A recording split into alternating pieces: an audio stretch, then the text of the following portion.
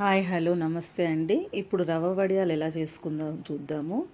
ఒక గ్లాసు తీసుకొని ఏదైనా కొలతకి ఆ గ్లాస్తో ఒక గ్లాసు రవ్వ తీసుకుంటే 8 గ్లాసులు నీళ్లు పోసుకోవాలండి. సో ఒక పెద్ద గిన్నె తీసుకొని అందులో నేను 8 గ్లాసుల నీళ్లు పోసుకొని మరిగించుకోవాలి. మనము ఒక గ్లాసు రవ్వ ముందే కొలిచి పక్కన పెట్టుకున్నాను. సో ఇది మరిగేలోపు ఒక చిన్న ప్రిపరేషన్ చేసుకుందాము.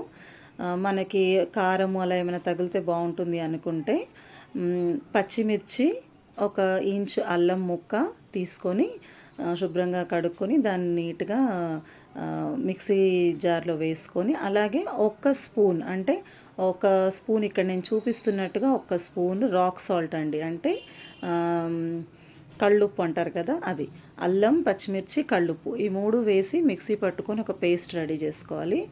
అట్లనే ఈ నీళ్లు బాగా మరుగుతున్నప్పుడు ఈ పేస్ట్ని మనం అందులో వేసుకొని కలుపుకోవాలి.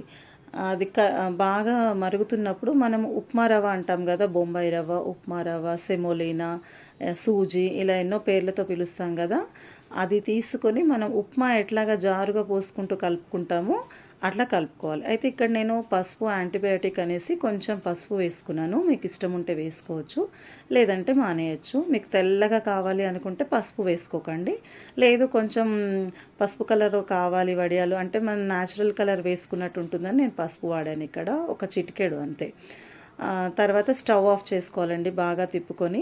మరి ఎక్కువసేపు బాగా ఉడికితే మన ఉప్మాలాగా గడ్డగడిపోతుంది. అందుకని చూసుకొని అది కన్సిస్టెన్సీ చూసుకొని, అంటే మనకి ఇట్లా స్పూన్తో తీస్తుంటే ఇట్లా జారుడుగా ఉండాలి, ఎందుకంటే మనం స్పూన్తోనే ఈ వడియాలు అనేవి పెట్టుకుంటాం కాబట్టి. ఇప్పుడు ఈ వడియాలు పెట్టుకోవడానికి దీన్ని ఇలాగే మొత్తం గిన్నెని తీసుకొని పెట్టుకోలేము కదా, బయట చాలా ఎండగా ఉంది, అందుకే నేను ఇంట్లోనే పెట్టుకున్నాను. ఇప్పుడు మీరు చూస్తుంటే జీలకర్ర కానీ నువ్వులు కానీ మీకు ఏది ఇష్టమైతే అది ఇప్పుడు, అంటే నేను స్టవ్ ఆఫ్ చేసేసాను, చేసిన తర్వాత వేడిగానే ఉన్న టైంలో అది వేసి కలుపుతున్నాను. జీలకర్ర కానీ నువ్వులు కానీ మీ ఇష్టం. నేను ఇక్కడ నువ్వులు వేయలేదు, జీలకర్ర వేసుకుంటున్నాను. వేసి కలపాలి. నీళ్ళు మరిగేటప్పుడు కూడా వేసుకుంటారండి జీలకర్ర, కానీ నీళ్ళు మరిగేటప్పుడు వేస్తే వడియాలు అనేవి కొంచెం నల్లగా వస్తాయి అన్నమాట మనము వేయించుకున్న తర్వాత. సో అలా మీకు ఇష్టం లేదు నల్లగా రావడం అనుకుంటే జీలకర్ర లాస్ట్కి స్టవ్ ఆఫ్ చేసిన తర్వాత మాత్రమే వేసుకోండి, నువ్వులు కానీ జీలకర్ర కానీ.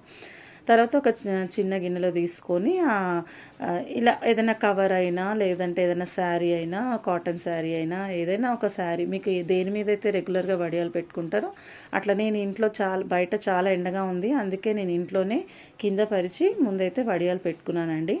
సాయంత్రం వరకు నేను ఇలాగే వదిలేశాను, ఎందుకంటే పిల్లలు కూడా లేరు, ఎవరితో పెద్ద చిన్నపిల్లలు లేరు ఇంట్లో, అందరూ ఊర్లోకి వెళ్ళారని చెప్పేసి నేను ఇంట్లో ఎవరు డిస్టర్బ్ చేసేవాళ్ళు కిందనే పెట్టుకున్నాను. సో ఇన్ని అయినాయండి. ఒక గ్లాసు రవ్వ తీసుకుంటే ఇన్ని అయినాయి. ఒక గ్లాసుకి మళ్ళీ చెప్తున్నాను 8 గ్లాసుల నీళ్ళు యూజ్ చేశాను నేను, సో వాడుకున్నాను. సో ఇట్లా వడియాలు నైట్ వరకు నేను ఇలా తీస్తే అది ఊడొచ్చాయి, అంత వేడి ఉందన్నమాట మొన్న సమ్మర్లో. తర్వాత నెక్స్ట్ డే ఒక్కరోజు మాత్రం కొంచెం ఎండలో ఒక ప్లేట్లో పెట్టి ఎండలో పెట్టాను. ఇంకా మనము ఎలా వచ్చాయి మనం ఏదైనా చేసి చూస్తే అవి ఎలా వచ్చాయని చూసే తొందర మనకు ఉంటుంది కదా. సో ఇట్లా కడాయిలో బాగా ఆయిల్ వేడి చేసుకొని, నూనె వేడి చేసుకొని, ఫస్ట్ వడియం మాత్రం బాగా నల్లగా ఇట్లా వేయించుతానండి. దిష్టి వడియం అంటాను దీన్ని నేను. సో అట్లా తీసేసి, అంటే అది మనం తినడానికి వాడను, బయట అట్లా అంటే అగ్నిదేవుడికి సమర్పించుకోవడం అనమాట, ఇది ఒక రకంగా.